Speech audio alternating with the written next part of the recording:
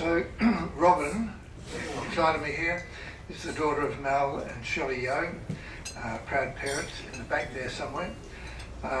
Robin is a renal physician in Perth. She joined the RAAF in the 1990s. Her first appointment was to Townsville. Next thing, she found herself overseas in Rwanda. And while we sit and enjoy life in our luxurious surroundings here, you get a bit of a shock as to what she was up to. Robin, over to you. Thanks, Brian. Thank you, everyone. Now, the title of the talk is actually taken from a T-shirt that I bought while I was over there, and it just seemed appropriately surreal. The first thing I ought to tell you is that when I met with Brian a couple of nights ago to run through some of this, what immediately became apparent is that there's an awful lot of stuff here. And the first thing he suggested was we should split it into two talks. So you're about to hear part one. But that said, I'm also going to have to talk fairly quickly in order to finish in the allotted time, which is why I've asked for us to start a little earlier. Please feel free to continue eating. I won't be offended. This was my request. All right, so actually the first place that I turned up in January of 1994 when I first went in as a full-timer, this was after having completed my 6 years of medicine training at UWA and 2 years of, as an intern and as a resident. I turned up at number 3 RAAF Hospital, which is in Richmond, just outside of Sydney, which is where I spent January. And it's rather a nice base. This is the officer's mess, but of course the thing that caught my eye were the lenticular clouds.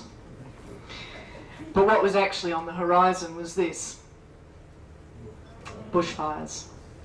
And within 48 hours they had decided that 3 RAAF Hospital was suddenly going to become operational again in order to receive the sickest and most infirm evacuees of 3 or 4 nursing homes in the Blue Mountains.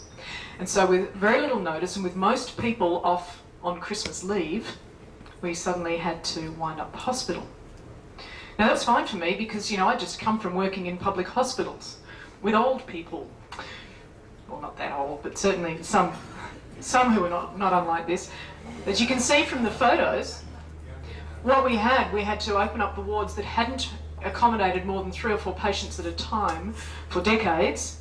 And we suddenly had the hospital at capacity with some 70 people. And what we did was line up hospital bed and mattress, and then bed and then mattress. And suddenly had to staff and work this hospital around the clock with very elderly, very infirm patients.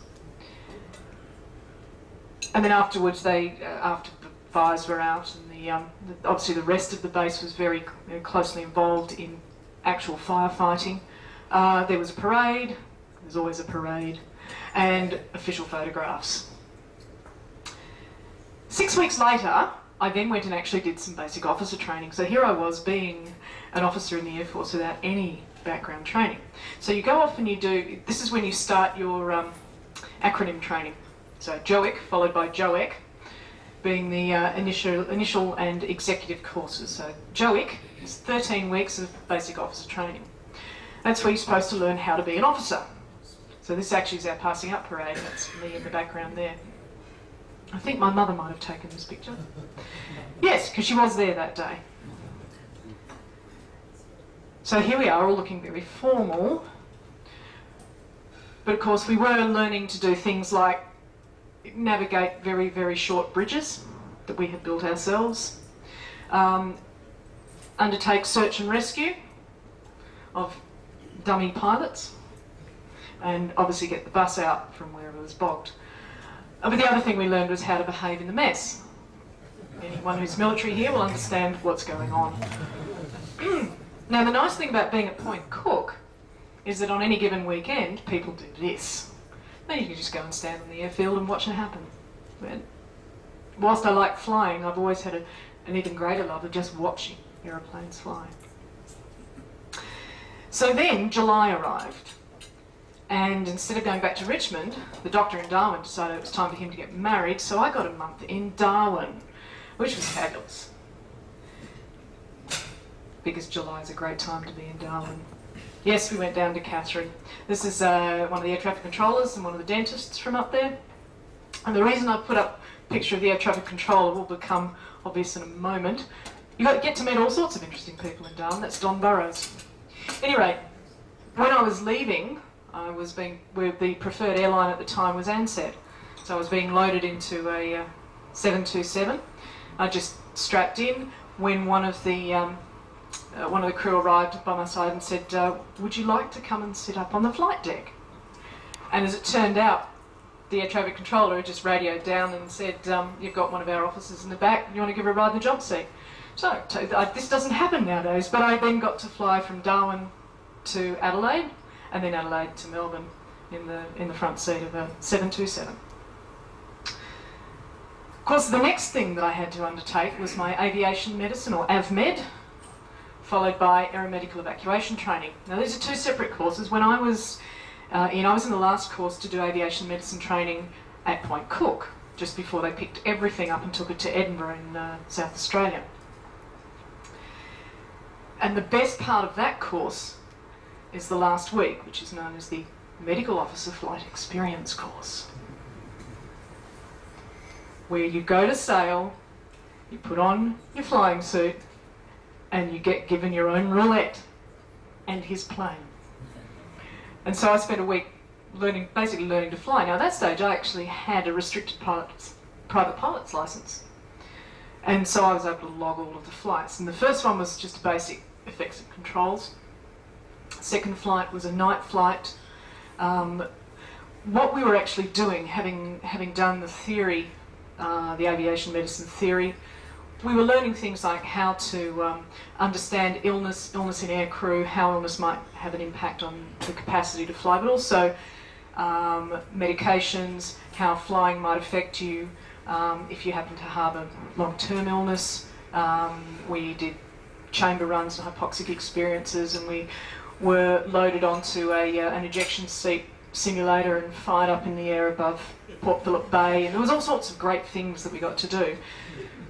But the reason for this course, it wasn't just a jolly, it was actually so that we could really start to understand the environment that the pilots are working in, so that when we are doing pilot medicals, or if in the unlikely circumstance you end up on an aircraft accident investigation team, you can start to understand how human factors might affect things. And the reason I'm telling you that is for the night flight, of course, was just to look at visual distortion and understanding that a narrower runway has a different apparent, or gives you a different apparent altitude if you're used to landing on a wider runway, and why you might either overshoot or go in too early. Then there was instrument flight, flying under the bag for about an hour in what was quite trying conditions on the day. And then the best one was the last one, which was a high G flight. So we were pulling sustained 4G and non-sustained 6G manoeuvres, including a NAVX which took us flying down a river, and a simulated bombing run on the bridge at the end. So then I got to go back to Richmond, and one afternoon I just happened to be hanging around in the mess when Robin Williams turned up. Now, you may or may not know her name. She's was one of the first, well, she was the first female pilot in the Air Force. And she said, "Do you want to go flying?" Well, of course I want to go flying. And so I got to fly in the RAAF Bird, which she happened to have there. Then I did my MEDEVAC course, and this was about 6 weeks, right at the end of the year, so November to December. And the Air Force has single service responsibility for what's known as strategic and tactical AME. Now, strategic, I actually probably should tell you, going in the other direction, forward AME is when you pull somebody off the battlefield and take them to the initial point of medical support. So it's battlefield to casualty clearing post, or to initial immediate medical support. And that's the dust off, and of course it was made famous. The term became famous after most famous after the Vietnam War. And in Australia, the service that's responsible for forward AME are the services who still have helicopters. So forward AME is the responsibility of the Army and the Navy, but tactical, which is then clearing people from the initial medical treatment back to somewhere, back from the outskirts of the battlefield to a reasonably close but safe position to be stabilised. That's tactical AME, which in Australia is typically Caribou, but obviously you can use other airframes. And then strategic AME is when you then repatriate somebody from that safe point back to home. So, generally strategic AME is Hercules, or at the time 707, but of course Hercules can be used in tactical as well.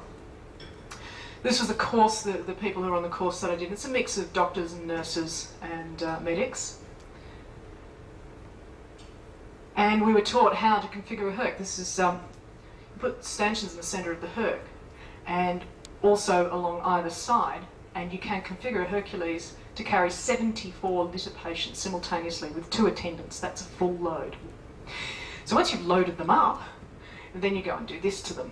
And we spent a good couple of hours being flown around. And bear in mind, this is now November, December, out west of Sydney. It's hot and it's bumpy. And there were, you know, all sorts of dire predictions that everyone would throw up. We didn't. We had a great time. So then I got a phone call to tell me that I needed to pack up because the senior medical officer in Townsville had just been posted to Canberra. And so I was about, with 1 year's experience and having only just finished the courses that would make me operational, I was now going to be a senior medical officer in Townsville. So January 1995, having come home for Christmas and friend's wedding, I then pitched up in Townsville, where I received my commission officially. The CO called me in, I think I'd been there a week or two, called me into his office and said, "Now I suppose you know that you're going on the pre-deployment training for, no, I suppose you're aware that you're on the pre-deployment phase for Rwanda." I said, "No, I'm not." He said, "Not aware or not going?" "Not aware, sir." So what had happened is the Australian contingent was being put together and had a 3-week pre-deployment phase prior to being deployed in the 3rd week of February. So right at the end of, well, I think 3rd week of January at this point. I had about a week's notice to go and get all my affairs in order to go and do the pre-deployment training, just in case one of the doctors who was actually going on the trip perhaps was injured or became sick whilst overseas. And it meant they'd have somebody that they could send over ready to just slot in place. The thing was, one of the army doctors was injured during the pre-deployment phase. And so 10 days into that, and 8 days before we were due to leave, suddenly I was going to have to pack everything up and go to Rwanda for 6 months. So I said, okay, because the army said, "You're going." And the Air Force said, "No, she's not. She's our new senior medical officer. The other one's just been posted to Canberra." And so the army said, "Yes, she is." And the Air Force said, "No, she's not." And the army said, "Yes, she is." And at the time, the highest ranked medical person in all 3 services was in the army. And before I knew it, I was marching off to get onto this aircraft. I know you recognise the airframe, but what you may not know is that it's the 7th one ever to roll off the production line. And it felt like it. Now the big problem we had when this arrived was that, you know, you don't often see 747s in Townsville. It's the only aircraft type that comes in there that's of any size, or did at the time I was there, were the 4 737 flights that came in each day. So a lot of the guys from the Air Force just wandered out and thought they'd take a look at it. And I don't know what it was exactly that they saw that they didn't like, but they US'd the aircraft. And the result was that they had to embark on some form of emergency repairs or replacements of panels and other things before they would sign it off as airworthy and therefore able to take 300 Australian military personnel to Africa. Alright, so this is where the fun starts. So I'm now a part of the 2nd Australian Medical Contingent, or AUSMED 2, to the 2nd United Nations Assistance Mission in Rwanda. Let's see. So just to give you a bit of context, I don't know how well this little bit projects, but that's Africa, and Rwanda is landlocked, tiny little country, about half the size of Tasmania in land area. Before the genocide, it had 11 million people. It was one of the most populous areas in the world. Uganda, Tanzania, Burundi, and the Democratic Republic of Congo. Kigali is the capital. Ruangeri is up in the north. You'll hear about that if you come along next time. Butare used to be the capital, but you can see how close it is to the border with Burundi, and you may recall that there's the same ethnic tension in Burundi as there is in Rwanda, and you can't have your capital that close to a border. It's not safe. So they'd actually move the capital. And then when we hear about it a bit later, down here is a place called Kibeho. So I'm going to give you some very brief context. Any factual inaccuracies are either deliberate in order to just give you the big picture, or unintentional because I don't know any better, although you think I should.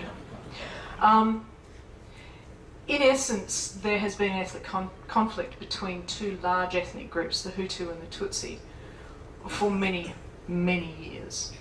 And various reports say it goes back 300 or 400 years. There is a third ethnic group in Rwanda known as the Twa. They are the original pygmy. They're a short stature race. They only form about 3% of the population, and once the genocide occurred, in effect they melted off into the jungles, and I don't ever think we ever saw any ethnic Twa. Now, prior to 1994, the preceding major conflict between this group had essentially resulted in exile of large numbers of the Tutsi into Uganda. There are lots of descriptions of the Tutsi are the tall, elegant-looking group, and the Hutu are the more dark-skinned, shorter group. The Tutsi are the rich ones and the better educated, and the Hutu are less educated. The Tutsi are the ones who own the cattle, and the Hutu are the ones who own the land and farm the land, and I don't know how accurate any of those things is. We were also told that with Belgian colonial powers being there, that there was, in essence, to the Western eye, the Tutsi group were more tall, more elegant, slightly lighter skinned, and that this somehow meant that they were clearly more intelligent and should be educated better. And I don't know how accurate that assessment is, but we were sent over there with all of these sort of simmering ideas about what we were going to meet when we got there. Now, the first assistance mission was a Canadian-led mission that was established essentially to try and keep peace as the conflict was building in the preceding year. And that ended abruptly when several Belgian UN soldiers were shot in the airport terminal.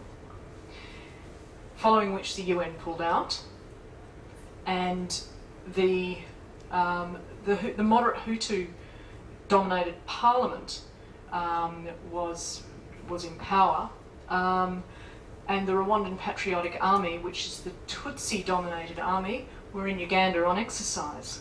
At the beginning of April, the plane carrying the presidents of both Rwanda and Burundi was shot down at the airport. And there followed almost immediately the beginning of the genocide, and the thing that was used to reach so many people so effectively was public radio. And in something I guess was reminiscent of the Holocaust, there was this deliberate dehumanising of the other.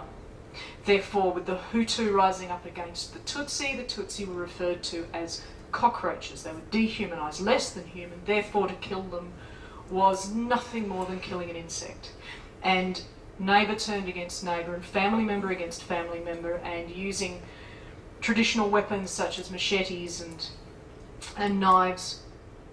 Over 4 months, 1 million people were killed, and the streets truly were littered with bodies. All age groups, all ethnicities. The RPA, the Rwandan Patriotic Army, then came back from the north and took the country back by force. There had been death squads of Interahamwe who would essentially knock on the door offering help and safe haven and talk their way into a home and then kill the occupants.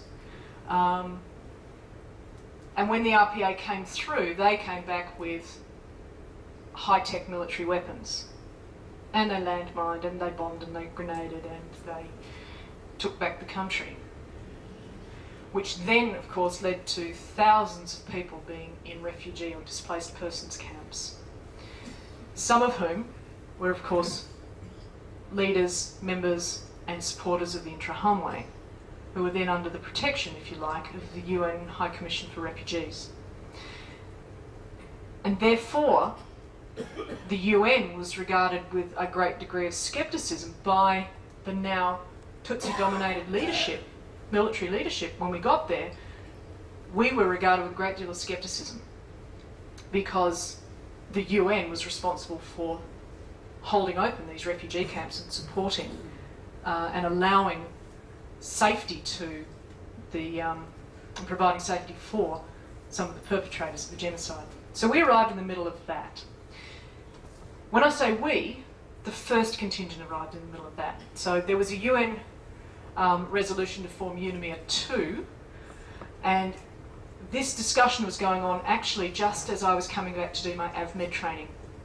And Australia's commitment was to provide medical support, with the immediate response from the general public was that, you know, you can't just go and look after the soldiers, you know, the UN soldiers and the UNP, you can't just go and do that.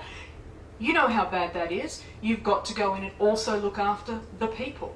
And the government's saying we don't have the money, the resources or the personnel to also generally look after everybody who's there. And finally there was an agreement that we would have a primary responsibility for the UN personnel, and any additional resources we had could be directed towards the local population. So again, we went in there somewhat unsure exactly of what we were supposed to be doing. So when we put together the first contingent,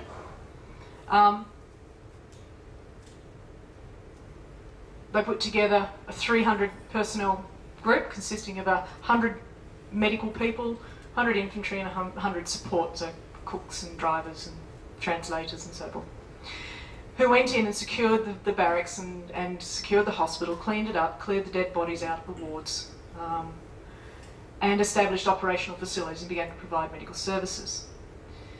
Now remember I mentioned tactical and strategic AME?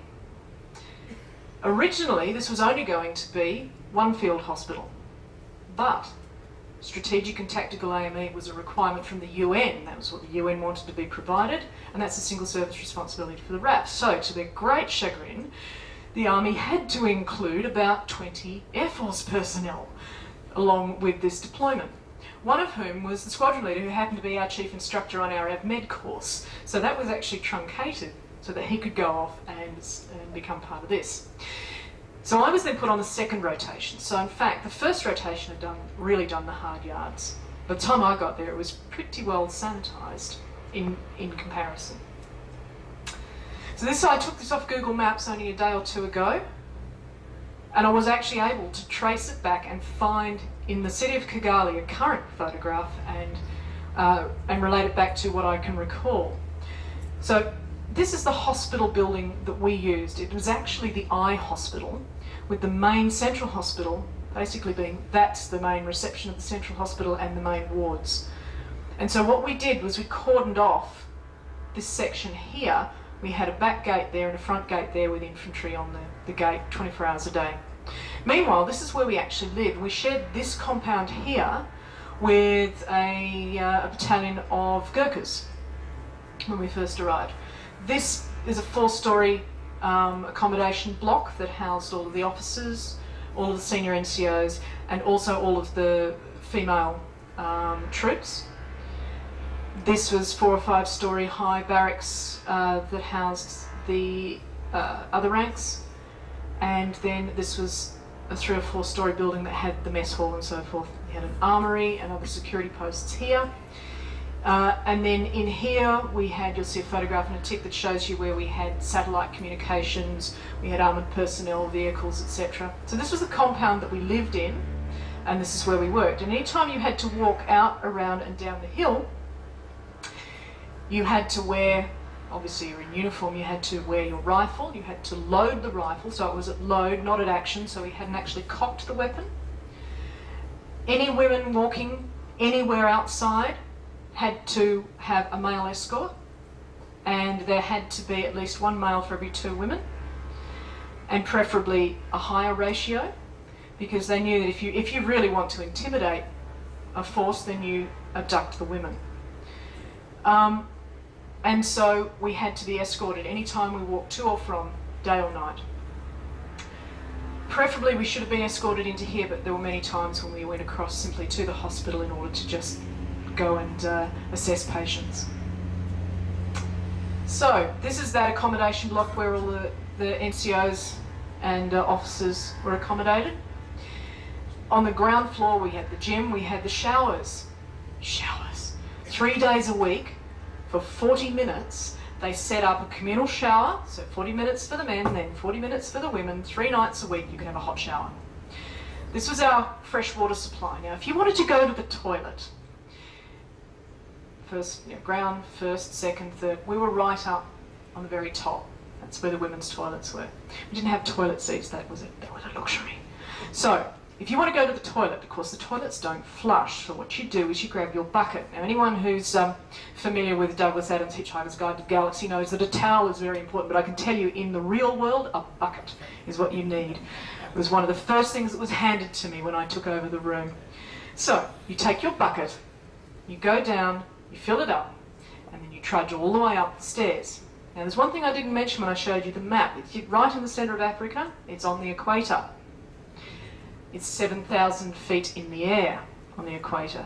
So the weather is a constant 25 degrees day and night. And in the wet season it rains twice a day, and in the dry season it doesn't. There's the big wet where it does rain twice a day, and then there's the dry, and there's the little wet where it rains once a day, and then there's another dry. And those are the seasons, and that's why coffee and tea are the major exports for this country. So, you take your bucket, you march all the way up, and by the time you get to the top, you're exhausted. You do your business, you pick up your bucket, and you tip it in the toilet, and that's how you flush. So this is looking back towards that building down the... This is the one that was up on the hill. This is the main mess building. We also had the dining hall, we had the officers' mess, sergeant's mess, the OR's mess. We also had a post office, a shop of sorts. You could buy film for your camera, you could buy phone cards for the satellite telephone that was pointed back home. Alright, this is my room. Single room, in a very little room. It's about that wide and about that long, very little room. But I was by myself, so that was fine. Sleeping under a mosquito net because, of course, malaria was rife. And just immediately behind this 3/4 wall, which is that wall there, there's a shower recess. Now I had no tiles, it was very evident to me, you can't really tell from the photograph, but it was evident that the reason there were no tiles is they'd been shot off in the process of probably knocking off the previous occupants of the room.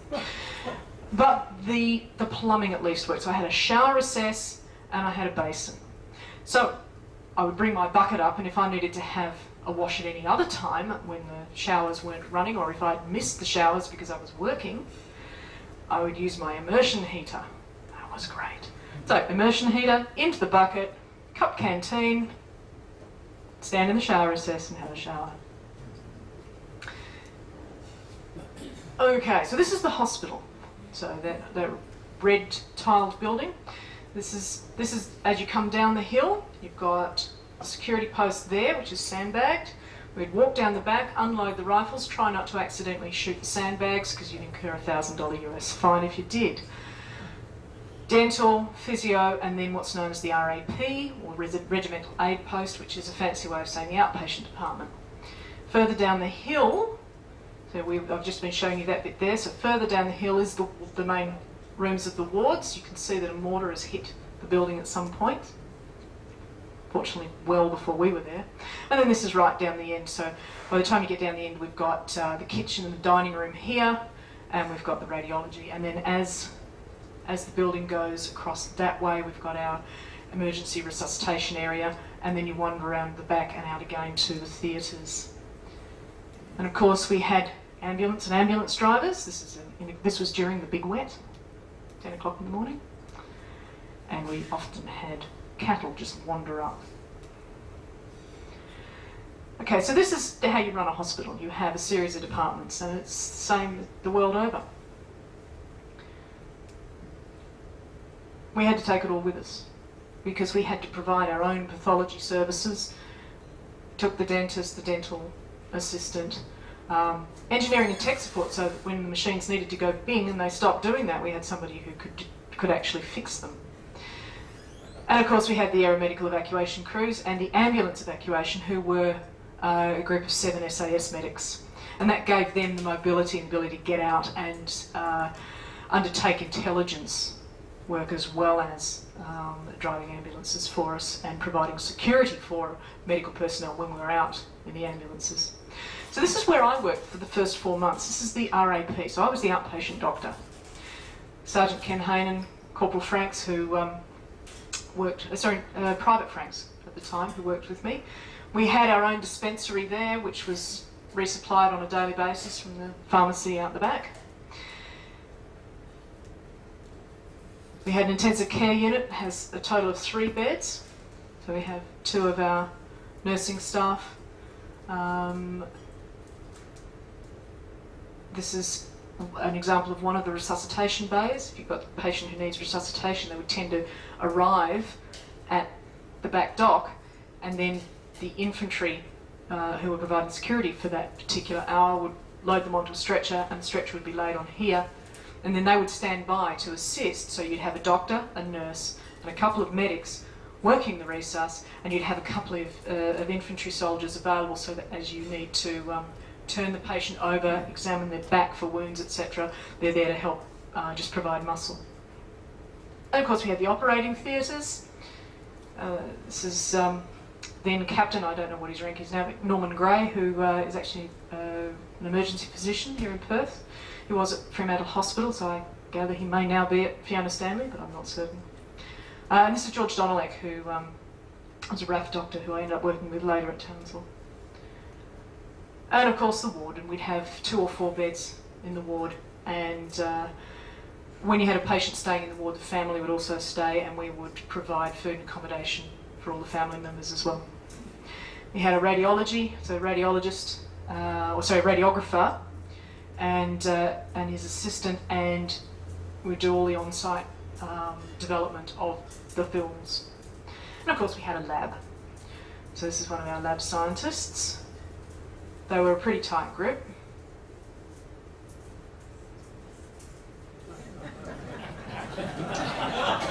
They kept what was known as the poo jar. And if I take you back a little, you can see it up there. That's the poo jar. That became the formalin-based repository of every parasite that they ever found. There was one of everything in there. And of course, once a week we actually had to go through a weapons drill. Not because we, wearing red crosses and covered by the Geneva Conventions, were combatants, but because we needed to be able to render a weapon safe with somebody to be brought in, still with a weapon, potentially a loaded weapon on them. You have to know how the weapons work, and potentially you have to stand to and provide protection for the patients under your care.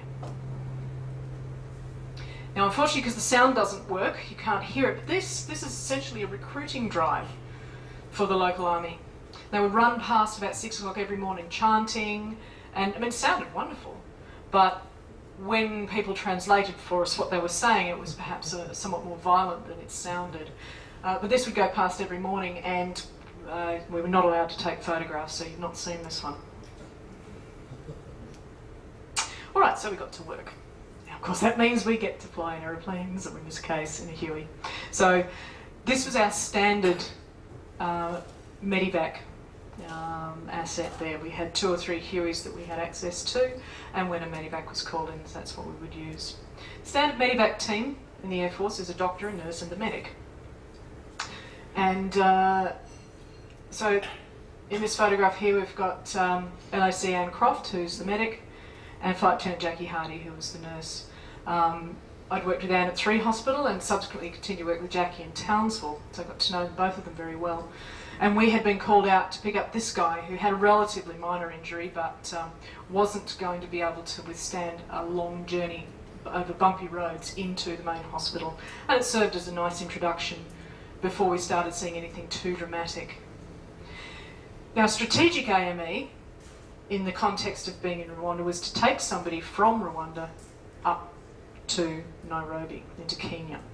So if somebody needed higher level care than we could provide, and for example, one of the senior NCOs in the Senegalese battalion had a minor heart attack and needed to be transferred out and taken up to Nairobi and delivered into the care of a cardiologist there. And so, a little different from home. I mean, this is one of our evac ambulances. Of course, we back it up to the UN HERC. But we weren't used to putting in a patient and having to share our evacuation aircraft with everybody else who just happened to be going up to Nairobi for the day or the week or for whatever else. So this is the second medevac that I went on. This lady's a nun who had been working out of one of the remote areas, working and living in a remote area, and had had a car accident. And she and her driver were both injured, but relatively minor, relatively superficial injuries. But she had a fairly deep cut here on her forehead and a reasonable amount of swelling. Now this is not quite the goriest photograph. It's almost the goriest photograph. I upset Brian the other night when I gave him a bit of a taste of what's to come. I have tried to avoid showing too much that's nasty, but I did have in my ear my mother saying, "You can't hide reality from people." And she is right. But if you don't like blood, I will try and give you some warning when to look away. Anyway, so after only a few days, she was up and about, and within a week or two was well and had gone home, then came back to visit, and you can see by the time she came back it was scarred, but the scar had healed nicely, and she did very well. Okay, so here's a couple of examples of the sorts of real medicine that we were seeing. So there's a little baby who's got pneumonia. He's also got an umbilical hernia.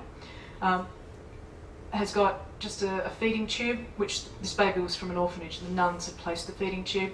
And each time the baby takes a breath, the ribs actually suck inwards, and that's a feature of pneumonia in a child.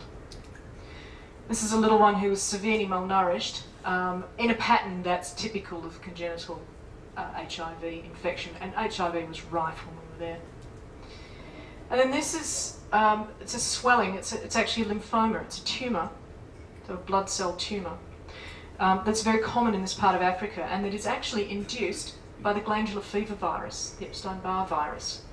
And this lady, she was 24, 25 years old, had a couple of young children, and she was almost unable to swallow because the tumour, which is actually up in the sinus, has pushed her palate downwards. It's grown slowly, and it's just deformed the palate, almost to the point where she can't breathe or eat past it. We were able to actually get hold of some chemotherapy drugs. Okay, so we saw things like tetanus and malaria. If you don't like blood, look away. This young man was standing next to his brother when his brother pulled the pin on a grenade. And this is the brother. And of course, children step on landmines, don't they? Indomitable young kid, but yes. And lots of car accidents. And this is 2 o'clock in the morning, looking after a guy who's managed to crash his car and avulse his face. He did well. I'll show you some photographs of him next time. Now, this is the important part of the talk, Kibeho. Note the date. It's 4 days after the Oklahoma bombing, and it's 2 days ago. 20 years, 2 days ago. Now, in Kibeho, this was a refugee camp. Had about 250,000 people, and the Rwandan army wanted to close it because, in their view, it was harbouring criminals and fugitives who were intra-Hamwe. And what we did was we had a group of about 20 Australians consisting of the casualty clearing post, so a doctor, a nurse, 2 or 3 medics, some evacuation medics, therefore SAS medics, and some infantry in support, and they would travel out to assist the Zambian battalion who were located out here, and they could feel the tensions rising, and they were there to provide medical support. And as the tensions rose, essentially what happened was the camp was surrounded, and it's unclear from even the people who were there how it started, who started what. Either the army started to close the camp, or the people panicked, people started to run, or the people who were surrounded began to cut with machetes at those around. But essentially panic ensued, and so did a massacre. And the Australian soldiers who were in this area initially and subsequently out here, they had to essentially just watch, because the UN rules of engagement said they could not fire back. And they spent, and there's some harrowing accounts, they spent the next 24 hours saving whoever they could under fire. 3 of the people who were there received medals of gallantry. It's the first time that medals of gallantry have been awarded since the Vietnam War. And they went to the doctor, the infantry commander, who were both in their early 20s, and to the most senior of the SAS medics.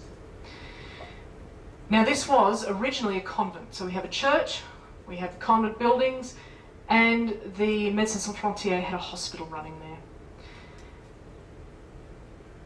And these photographs are actually courtesy of the Northern Territory News from a couple of days ago. I think originally sourced from the War Memorial. But all they could do was bring the bodies in. Corporal Paul Jordan, if you want to Google him, you can read his accounts. They are extraordinary.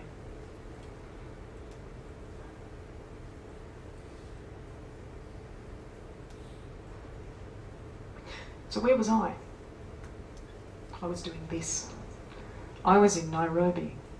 I had to make one of those phone calls to my parents at 4 in the morning that said, look, when you get up and you see the news, it wasn't me. I'm okay. And it took me 3 days to get back. And I arrived back on Anzac, well, just before Anzac Day. For the first time, Anzac Day actually really meant something.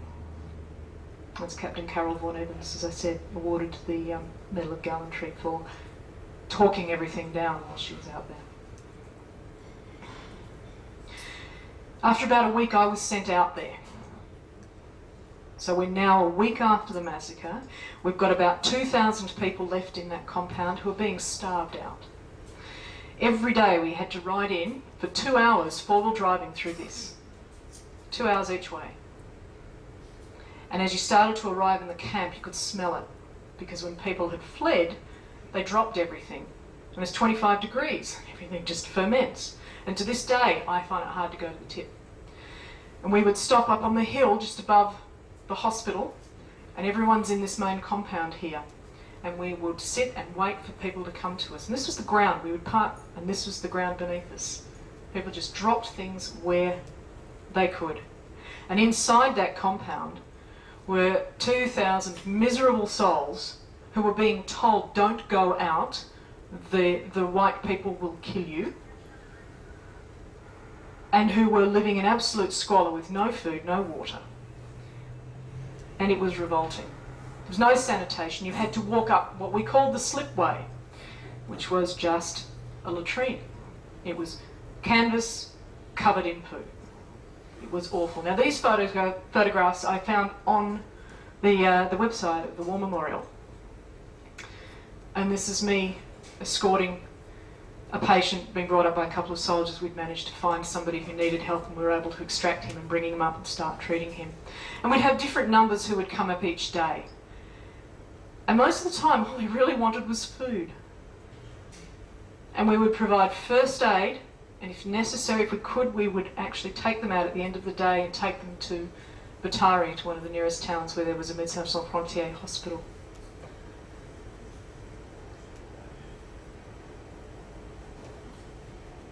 We ran out of blankets. We had nothing to keep people sheltered, except waste bags. And we were seeing infected gunshot wounds and infected razor wire wounds that had been festering for days. And if you go to the War Memorial in Canberra and you walk in, the main entrance has an installation along it that has a photograph from every conflict that Australia's been involved in since Federation. And at the time that that was put in, this was the most recent conflict, and there is a photograph of Corporal Jenkins, who was out there with me, attending to this lady who's got cuts on her scalp and so much infection that you push the scalp here and the pus runs out at the back. This is a little boy who was brought up to us who'd knocked over some water, cooking water, and he had superficial burns down most of his chest. And this kid, had we left him there, would have died just from infected burns, just superficial blisters that would have become infected. So I called in a MEDEVAC for him. And I called in the lady who arrived actually was Tracy Smart. If anyone who knows their Air Force history, she is now the most senior serving doctor in the Air Force, scrambled egg. She's the Director General of Air Force Health Services now. Anyway, so we called in a MEDEVAC to get this kid out. She came in to collect him. As I was arranging it, the soldier came, one of the RPA soldiers came up to ask me what I was doing. So he asked me in French what was going on. I told him in schoolgirl French what was going on, and I asked him, would he please translate for me to the mother that we were taking this child back to Kigali. I don't know quite what he said. However, I shall go back. I don't know what he said to her. However, as we loaded the kid into the truck and the mum, we of course had to then go down to the helipad, which wasn't secure, so the infantry went out first and we went down second. We had to wear flak jackets and helmets and rifles, and when we got on the way, she started to panic. And so we're pointing at the UN patch and saying, it's okay, it's okay. And she was terrified. And then there's the Red Cross, it's all right, it's all right. And finally we got her to trust us. We loaded her into the aircraft, and as it took off, you could see her eyes like saucers looking at the ground. When I finally got back to Kigali a few days later, I asked her through the interpreters what she thought. She thought we were taking her down there to behead her with the aircraft. And in gratitude, we had a whole lot of screaming orphans in the ward at the time. And in her gratitude, she basically became the mother duck for the kids in the ward. And when her son was better a week later, he made a full recovery, a full rapid recovery. She packed him up and off they went. And finally, there's a photograph of Trooper Church, who, if you read the accounts, smuggled babies out in his uniforms under threat of being shot by the RPA. This is an iconic photograph taken by George Giddos, who was a war photographer who was with us. And unfortunately, Churchy lost his life in the Black Hawk crash, a battle less than a year later.